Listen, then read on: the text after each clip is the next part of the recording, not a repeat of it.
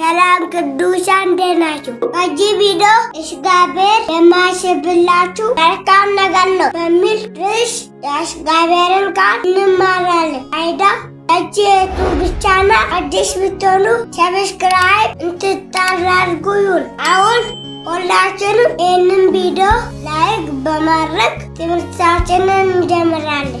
ኦኬ፣ መጽሐፍ ቅዱስ በኤርምያስ መጽሐፍ በምዕራፍ 29 በቁጥር 11 ላይ የእግዚአብሔር ቃል ሲናገር የእናንተ የማስባትን ሐሳብ አውቃለሁ፣ ፍጻሜና ተስፋ እሰጣችሁ ዘንድ የሰላም ነገር እንጂ የክፉ ነገር አይደለም ይላል። ስለዚህ ልላችሁ የፈለግኩት እንደዚህ ነው። እግዚአብሔር ለእናንተ የሚያስበው መልካም ነገር ነው።